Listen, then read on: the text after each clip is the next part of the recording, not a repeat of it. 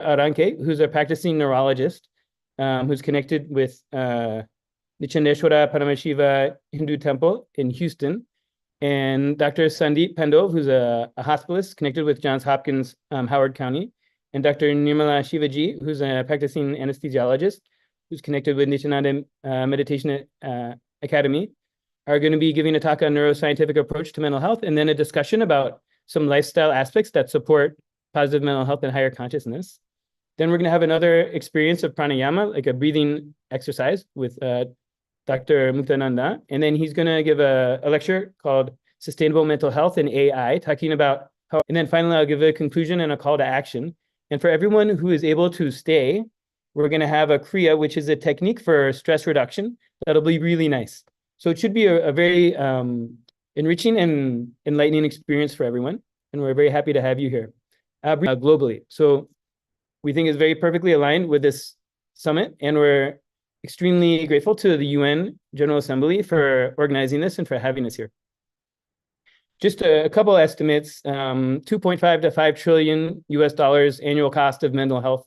That's looking at direct costs of clinical care and hospitalization, as well as indirect costs of life. What we mean by mental health. This definition of mental health is taken straight from the UN mental health webpage. Essentially, mental health is a state of well-being where we are able to cope with life's daily challenges, have great relationships on a daily, regular basis, learn to one of the greatest challenges of our time. Close to 1 billion people are affected worldwide, and this is from 2019. And all of you know that COVID only made this problem much worse. And today's estimates are probably a quarter to a third higher than what we saw in society. Psychological is, can we change the thoughts to control thoughts? Maybe think of happier things. It's more like positive thinking. And social is, can we manage jobs and relationships? Can we manage the environment around us? To be truly sustainable, which is what this session is about, I think the traditional approaches have to be sustained with holistic approaches, which are not usually identifying the jobs and relationship. Think of it as a spiritual quest, right? Realizing our peak potential. That is really what will unleash. Next slide, please. See, powerful cognitions go beyond positive thinking. They go towards transforming our beliefs. Many of us tend to grow up with very limited view of ourselves, not due to our own faults. It's because the world, imagine in a school, a teacher evaluates students. They only have a single way of evaluating students based on their own rubric. If a student doesn't fit into that rubric, then the student is graded low, and then the student grows up thinking that they don't have great potential, although they may be extraordinary in doing certain things that no one else can, right? That is what I mean by growing up with beliefs that are self-limiting. Slide. Great. I'm going to now hand it over to Dr. Peter Broomfield, and he's going to delve into the mind-body studies. Okay, thank you so much, Dr. Nithyananda. So again, my section is titled Qualitative and Quantitative Studies of Mind-Body Approach to Mental Health. And we love your questions and welcome them. Please feel free to put them. We're also, time is moving quickly, so we're going to have to move fast. We have a lot to cover. So this presentation is brought to you by Nithyananda Hindu University. I'm representing the research department of Nithyananda Hindu University. And this is a university that is styled after the ancient Vedic, ancient Hindu universities from antiquity, fields of psychology, philosophy, and starting from birth as a yogi, he has achieved high consciousness and enlightenment and incarnation status. And from that space, he has reestablished the United States of Kailasa, which is a Hindu civilizational nation in service to Hinduism. It also has sovereign land as a sovereign state, also functions as a civilizational political leaders, religious leaders, and is a very, very indescribably remarkable figure. And through the screen, to Bhagavan Nithyananda Paramashivam, sometimes as Swamiji, which is a way that we refer to him, which is an address of tremendous respect and tremendous affection. because of the positivity he's brought to our life. So consciousness. So some of the programs that have been brought by Swamiji are going to have tremendous effects at the cellular and physiologic level.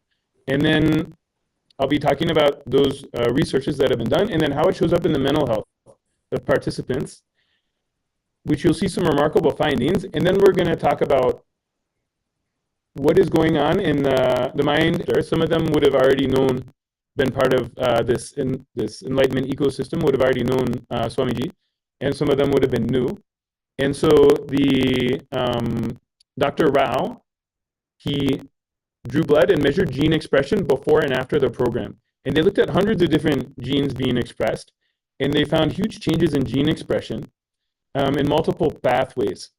So basically, gene expression change means the DNA may be, or may not be, but even if it's the same, the way the genes are being expressed is changing remarkably to tamp down inflammation and to support anti-aging. So you should be less stressed and more young, right? That's what we'd expect at the level of the organism. So based on that research, and this one was studied, the first one was published in a genetic level. And then their stem cells were increased in 90% of participants. Stem cells are used as the raw material for replacing damaged cells and structures in the body. So if an injury or just the natural aging, stem cells are used to replenish with fresh cells. And so an increase in that is going to mean more use at a cellular level. The last thing they did, this was not published in that article, but it was around that time, they measured online. But again, it's completely organized and run and attended by our Swamiji, and done through teleconferencing, just much like how this meeting is going right now. So we looked at 4 different scales associated with mental health. One is the DASS, which stands for Depression, Anxiety, Stress Scale. One is WHO5, which looks at overall sense of well-being. One is SF36, which looks at overall physical health and some aspects of mental health as well. And the last is MAAS, which for the depression score, anything above 10 means depression. 5.7 is the average. For this, the close scores were 2, 2.7, so much lower than average and very far from depression. So this is going to show up as a really great state of well-being. And then we looked at anxiety. Above 8 is considered as an anxious person. The average in the US is around 6, so almost anxious. 5, well-being index. So this goes from 0 to 100, where a higher score is a higher sense of well-being. Less than 50 is going to correlate with depression. And for example, one population we looked at in research was women in infertility. The score is about 53. And many is seen. And the last one is mindfulness. This looks at the ability to be present. So this gives you a score from 1 to 6, where 6 will be the most mindful, means completely in the moment, completely present. This is a space people aspire to be in. The average for undergrad college students is given as 3.85. For Zen meditators is 4.38. For our group, they started off at 4.29 or 4.25, so almost at the level of a Zen meditator at the beginning. And again, this may reflect some people who are already involved with this lifestyle, which supports a sense of mindfulness. But at the end, it went all the way up to 4.8, 4.65. So a huge jump. The paired analysis just missed statistical significance. The p-value is 0.51. The trend, I think, speaks for itself, but the unpaired analysis was statistically significant. So again, we see frontal lobes meet right at the area where the chakra of the third eye, as per Hindu structure, Hindu spiritual anatomy, right where that is, that area would light up in the brain when you would activate his third eye, which I think is really fascinating.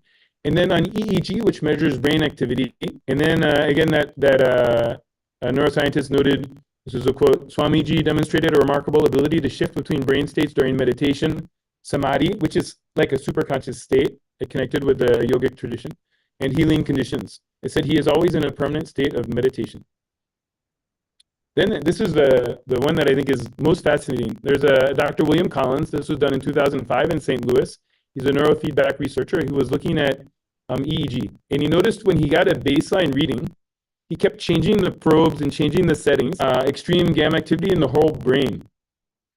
Also, when he did just a general healing that wasn't specific to the person in the room, again, their whole brain of that person would go into a high gamma activity. So we're positing that this is how an EEG of initiation looks. When a being who has attained this state of consciousness, which I'm calling as a super consciousness, he is doing initiations to his disciples or people visiting his ashram as well. He puts their brain in gamma waves, high amplitude gamma waves, which is a very specific kind of gamma wave that's almost never seen. So real quick primer on brain waves. Brain waves is the measurement of the electrical activity in the brain through an EEG, which is like an EKG for the brain, electroencephalogram. You can see them on a normal EEG.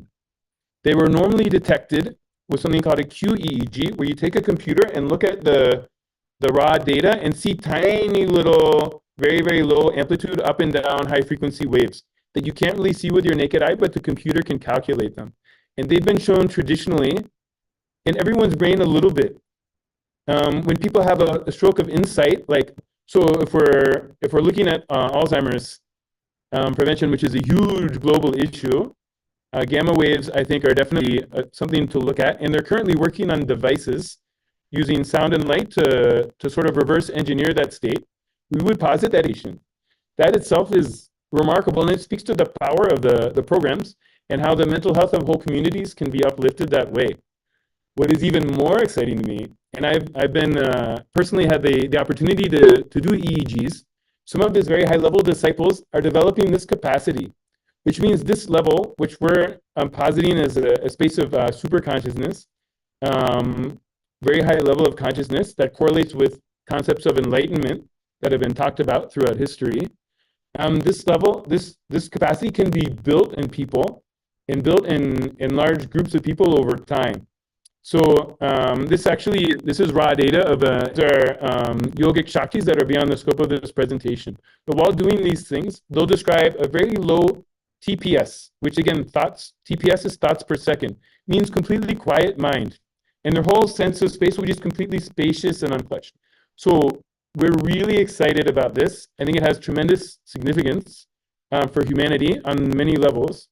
And we're excited to research it further. So and then knowing pursuit of powerful cognitions means knowing yourself as a very powerful, connected being that is worthy of having this life experience and can express this life experience. And one thing that I think is connected all throughout the world, Hindu diaspora, people who have come from Hindu civilizations or backgrounds and spread all over the world, they have extremely low rates of depression, divorce, and really high income, high productivity. And we think it relates to this lifestyle and the residue. Or in a moment of indecision, I don't know what to do, right? And I want to have clarity of mind. Too many thoughts are running in my mind. I just take a moment to practice this meditation where I unclutch from my thoughts. So I want to take you through this meditation, but let's watch this video briefly. Go ahead, please play.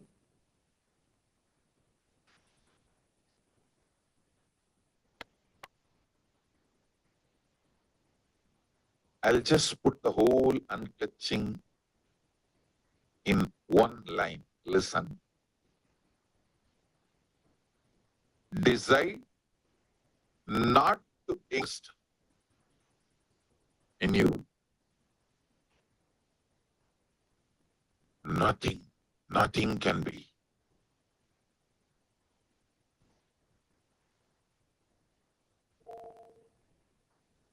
Compare.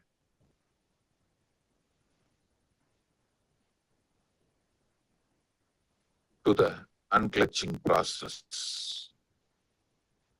In the initial level, you may be a little deluded here, there. That is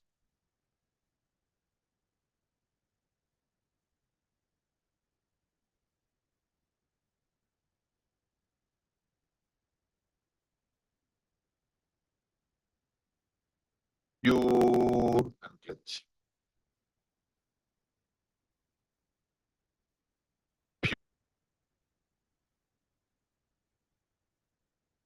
Yeah.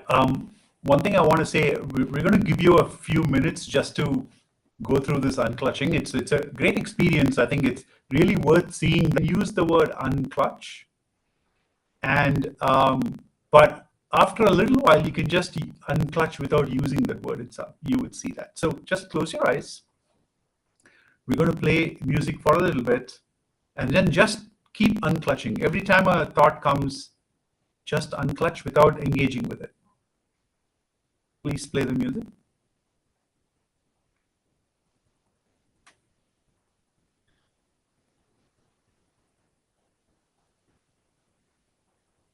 Peter, we're not able to hear the music.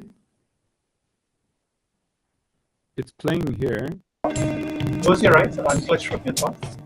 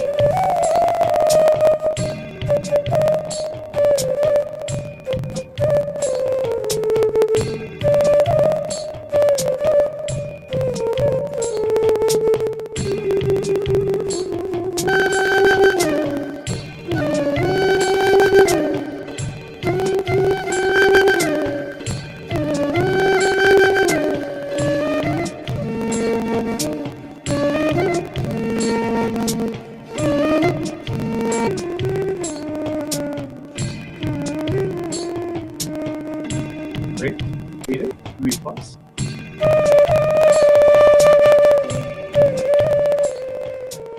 Awesome. One of the things that you would have noticed is while you're unclutching is your mind gets disengaged. As your mind gets disengaged from thoughts, we tend to listen to the outside sounds more clearly, like bell chiming or people talking, cars going by. That's a positive sign. But understand that even those are thoughts. And next time you try this, unclutch from those also. And when you start unclutching from those thoughts, you will start listening to more of your inner sound, like your breathing.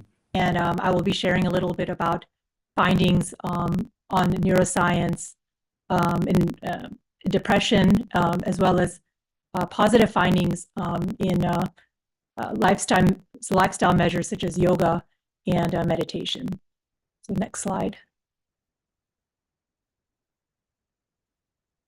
So the brain, and Dr. Pandav will be talking about the role of the gut-brain axis. So it turns out not only the brain is important, but the gut, in a sense, is the second brain. It has a very extensive nervous system called the enteric nervous system, and there's a communication between the brain and the digestive system, which is two-way, which is really important in mental health.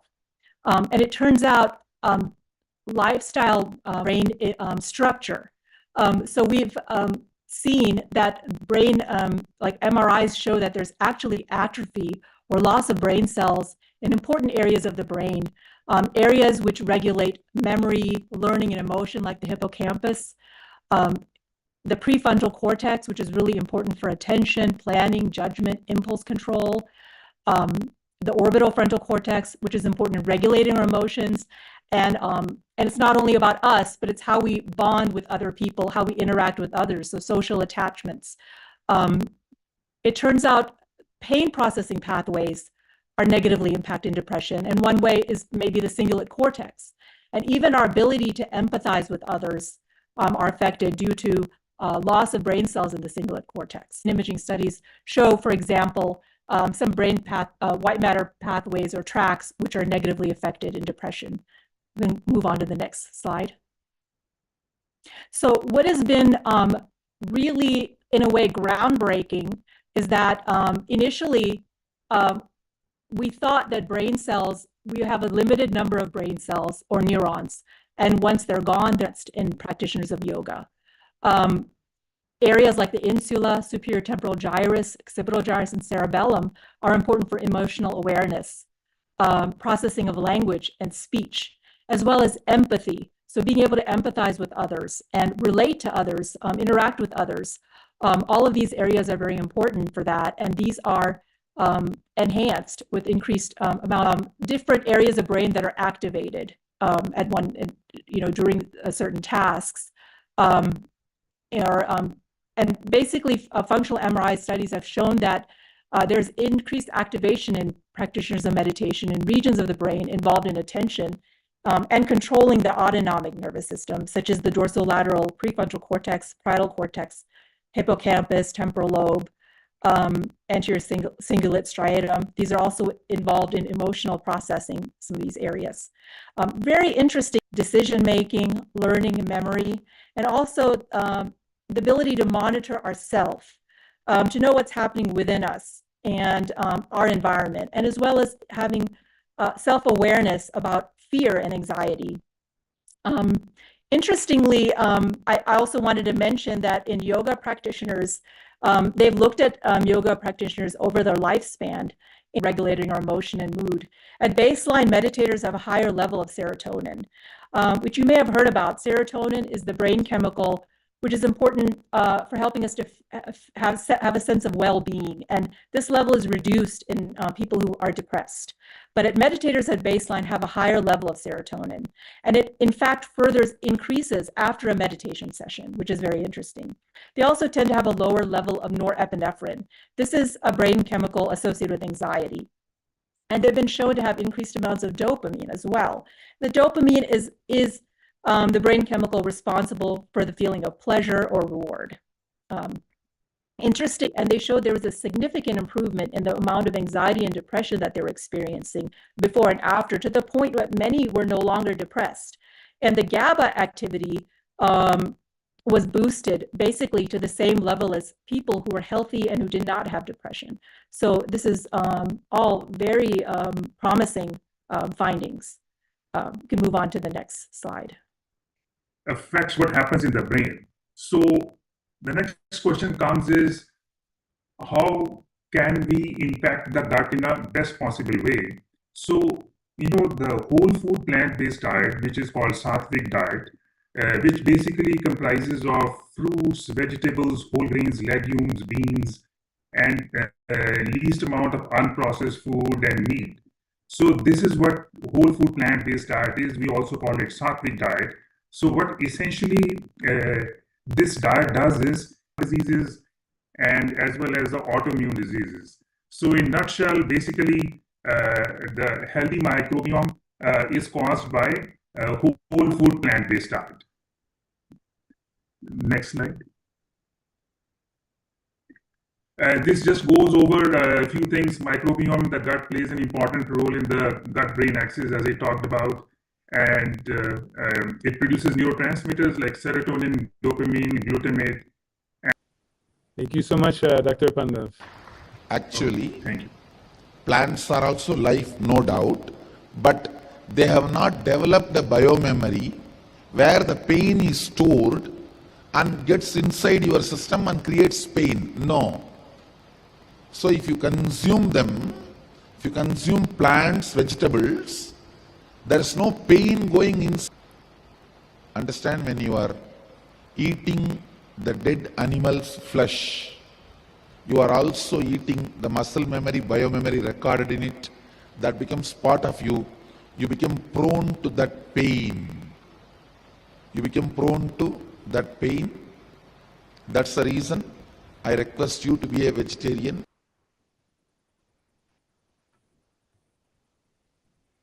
Okay, now we'll have a very quick summary and very, very, very brief discussion about some of these lifestyle choices. In other words, reaching our full potential, mind, body, and consciousness. So I'd just like to open up the discussion now to also Dr. Pandav and Dr. Nirmala. Energy level up, and it has effects at physical plane, mental plane, emotional plane, spiritual plane. That's what I found. So the least is, you lose weight, and but other than that, so emotionally you feel much better, you feel much lighter, your energy level goes through the roof, and the last, your meditation deepens like amazingly to a deep level, in the sense that you're not doing meditation, it is kind of happening to you. So it's a different state to be in. And I found this to be amazingly powerful technique. I think, Dr. Shanti, you may have also gone. Quieter. People around me noticed. I mean, even your skin will start to glow. You will even appear younger. People would comment on that, wonder what I was doing. And so I definitely also experienced those similar kinds of benefits, When I was doing it, I felt like saying, darn it, I should have done it earlier. Yes, yes, very much. So I wished I had, I really didn't know about any of It's being a doctor and being an anesthesiologist using all the time antihistamines on patients. And it was so good. And I used to tell everybody, about the Nithyananda.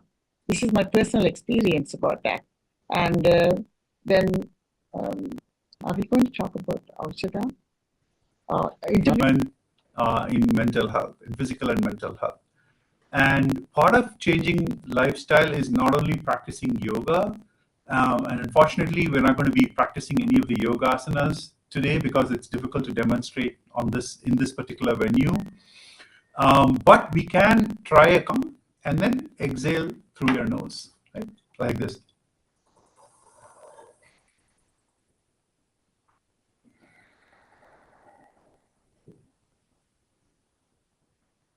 So inhale through your tongue and then exhale through your nose. You will see that this instantly, you will feel that the feeling of coolness in your chest.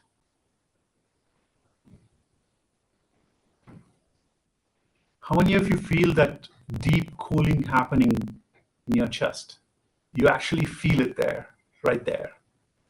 It's such an instantaneous, it works instantaneously, and you also see your mind is calmed down. Just long to breathe out, then breathe in. So count breathing in. If you count breathing in 5 times, breathe out till the count of 10. For example, 1, 2, 3, 4, 5. Close your left nostril and breathe out through your right. 1, 2, 3, 4, 5, 6, 7, 8, 9, 10. Now breathe in through your right nostril again. Anxiety-inducing thoughts, and Swamiji has given this reference, and this reference you can go search for it online. It's a humming meditation. Essentially, what you do is you hum. Typically, you have to close your eyes, nose, and mouth, and then just hum. So right now, I'm going to only teach you the humming part. Just close your eyes, take a deep breath, and then hum deeply. Flushes negative thoughts and anxiety from your head, and just fills it with the hum that is pure thoughts, nothing else. Right? Let's try doing this for a few times.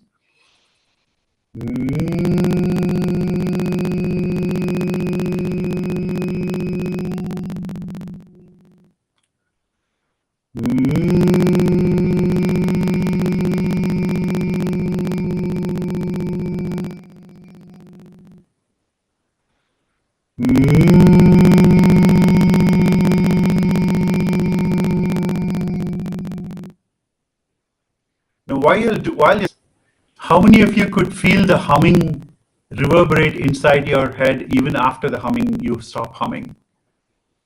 Right? You would feel that humming inside your face and in your chest. So the more you practice it, if you do it for like 21 minutes, this humming is a very intense exercise. Great. So these are things you can practice pretty much anywhere. And these are all AI. I have practiced AI for a very long time, and I've applied AI to multiple different domains. And most recently, I've applied AI to education. And AI is an amazing area which is useful in mental health. Next slide. And the key challenge here is scale. Like sustainable mental health requires scale. And millions need help with anxiety, loneliness, and depression, but the primary challenge is lack of access to resources. And it's like the people who are in poverty, the people who really personalized without storing personal information. And if you have availability, like access to a phone, a smartphone, you probably can get access to these services. It can be as easy as accessing mail or WhatsApp, for example. And the beautiful thing is conversational AI can actually help address a wide variety of mental health needs. I want to say for sure here that AI cannot replace human beings. We still need people. And we need AI or the science of happiness as taught by Hinduism. So this Nithyananda.ai has the entire access to his teachings and the science of happiness and the science of enlightenment as taught by Hinduism. And it can answer questions from that perspective. So with that, let me show you a screenshot. I didn't have time to go through extensive demo because it can take time. But here I'm going to show you a demo. This is like a video that I captured on my real demo. I captured advices from separation between these two responsibilities and understanding that these two are both parts of you. And if you understand it from that wholeness perspective, you can actually handle the situation in a much better way. So it's a very powerful message that it helps you understand that you are a whole and you can't divide yourself into different personalities. Can we press play again? The next question is about, I'm just highlighting the different areas. The next question about someone saying, my sister and I are grown up. Whenever I ask my sister,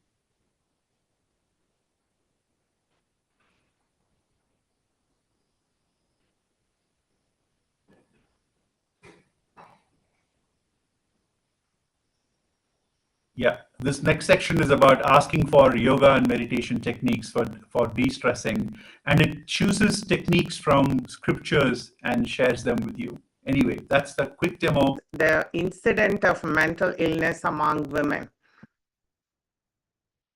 1 in 5 women experience a mental health issue every year. Women are diagnosed with anxiety and depression twice as men.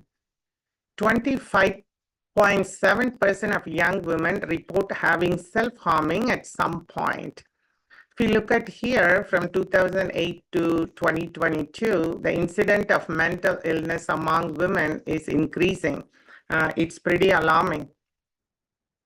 Of social media on beauty concepts and appearance leads to eating disorder, low self-esteem, self-denial, and self-hatred. Discrimination and gender inequality, experience of sexism, it can be varying from psychotherapy to hospitalization. Depending on the severity of the mental illness, psychotherapy is mainly for the mild problems. It's called a talk therapy or counseling. And medications can be antidepressant, anti-anxiety medications, mood stabilizers, and antipsychotic. There are 70 different medications. So many of these current treatments primarily focus on symptom management rather than addressing the underlying causes at different levels. In many parts of the world, access to mental health are very limited because it's very expensive. And social stigma around mental illnesses also prevent people to seek the treatment. So by knowing the different reasons for women's mental illness and also the very powerful words about women. Women by their very DNA have the capacity and groundedness to hold an ecosystem or family or a team or a community together. So women have their own intuitive intelligence in the field of keeping something very stable, keeping it together and making it functional. So Hinduism creates an ecosystem for our women here. So the political empowerment, Paramashiva declares in Atharva Veda, women should take part in the legislative chambers, put their views on forefront. So women hold 80% of leadership positions in Kailasa. While Kailasa's policy stipulates that 33% legislative positions should be held by women, currently mother worship, the matrilineal society that used to exist in ancient Hindu nations. It's very important to know in Kailasa, women are worshipped and revered and have a secure sexual harassment-free ecosystem due to its zero tolerance policy against sexual harassment and exploitation. And it creates the most safest environment for women on planet Earth. At social prominence, Swamiji has worked tirelessly for gender equality, not only in the economic society, but also in the spiritual and religious male child and women to empower them. And Nithyananda's Women Foundation, it helps Indigenous women to become again to get financial freedom and emotional support. EN Pregnancy is a great program where it supports pregnant women for having a system, and it has nothing to do with your gender. That's the important thing. The gender, male or being female, nothing to do with it. It is something to do with your inner quality. Let me define the sacred feminine. Understand? The extraordinary creativity. Creativity will never be possessive.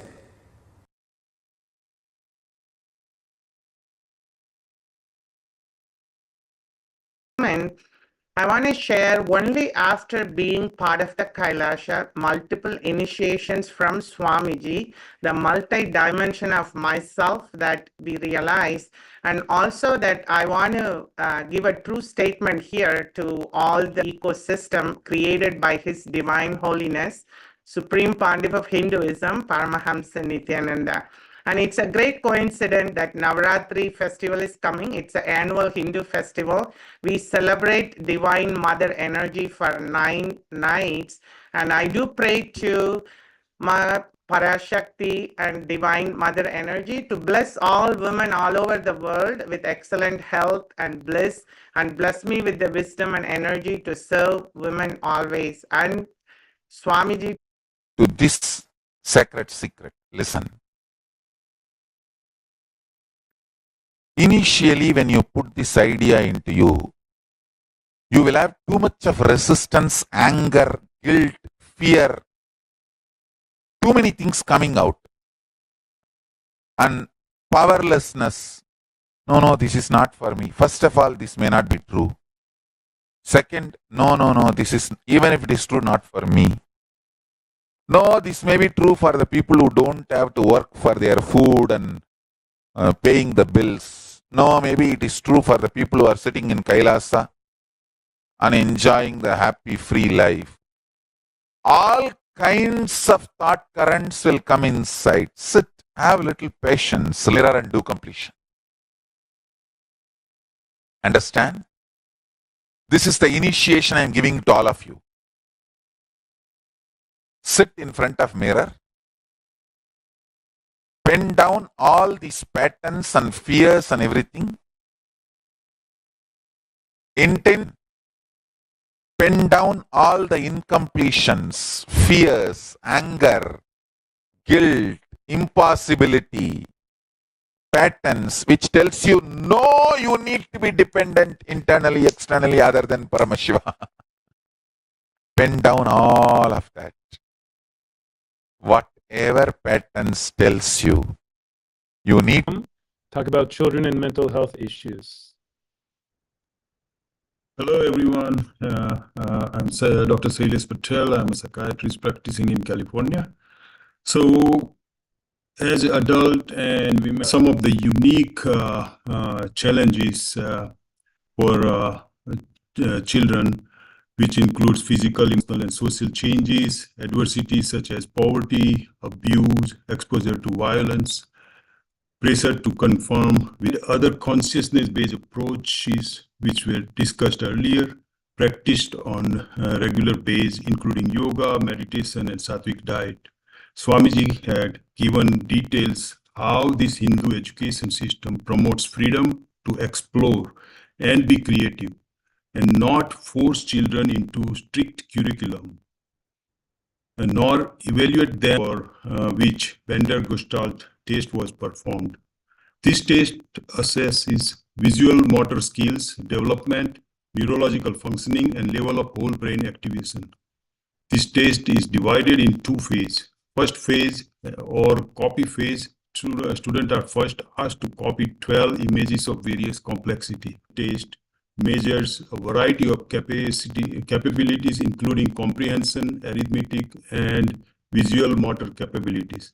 And these results showed 50 evidence, but policies to change and integrate this education into conventional curriculum would be a good, sustainable development.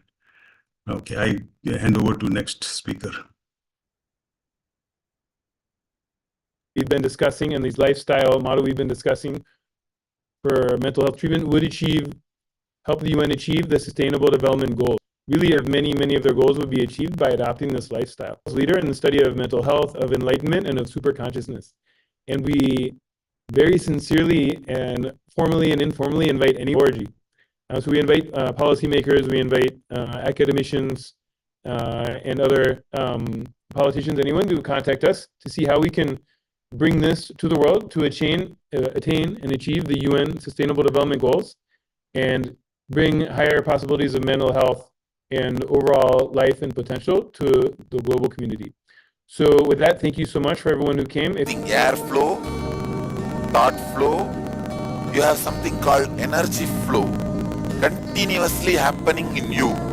In this energy circulation, energy flow, if there is a disturbance in some part, for example liver, kidney or heart, intestine, at some part, if there is a disturbance in this energy circulation, that is when you start developing diseases and disorders. The pipelines end in outlet taps through which the water reaches the end users.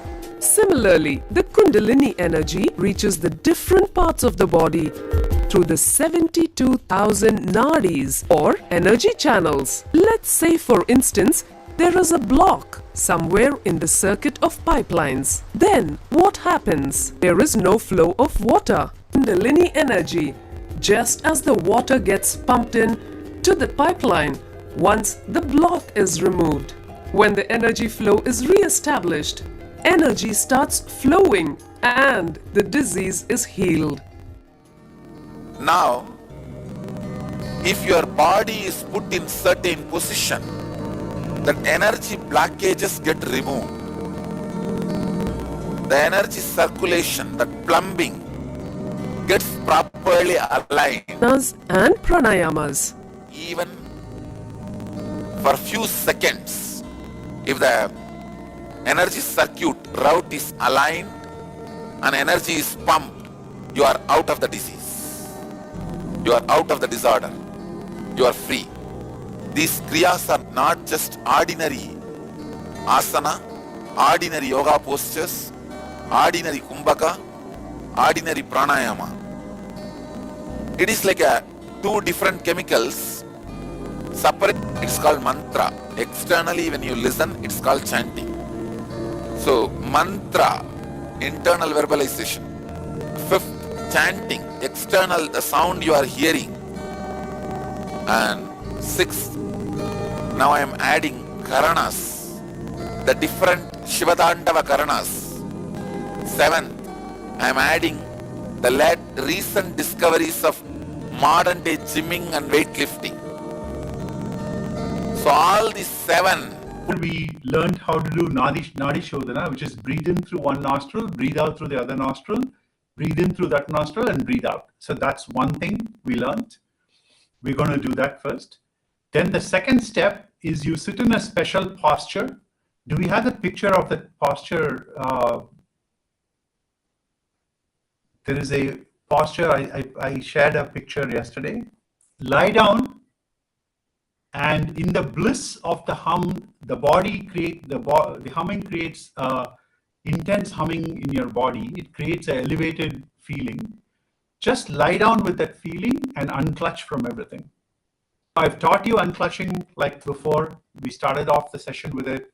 I taught you that alternate nostril breathing, and I taught lying down and unclutching. And typically this combination of these three, doing this before you go to sleep, is very, very powerful. It'll de-stress your entire body very beautifully. Okay, let's start with Nadi Shodhana. If Peter, you could play the music, close with your thumb.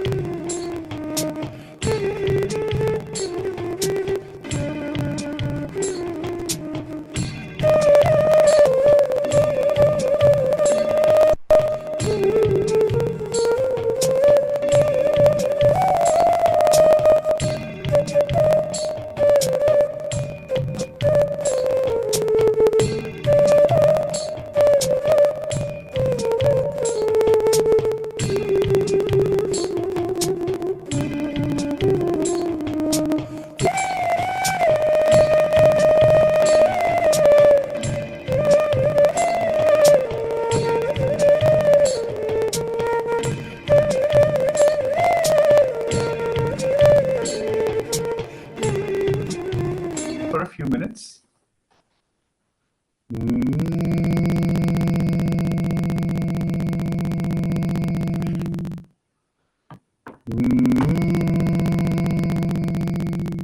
You can play the music too, Peter. Thanks.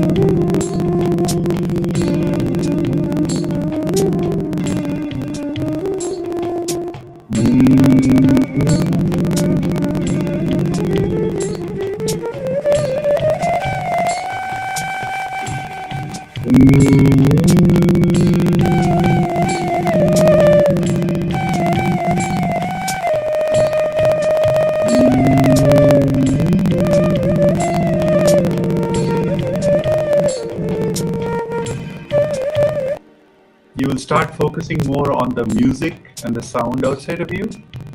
Unclutch from that also.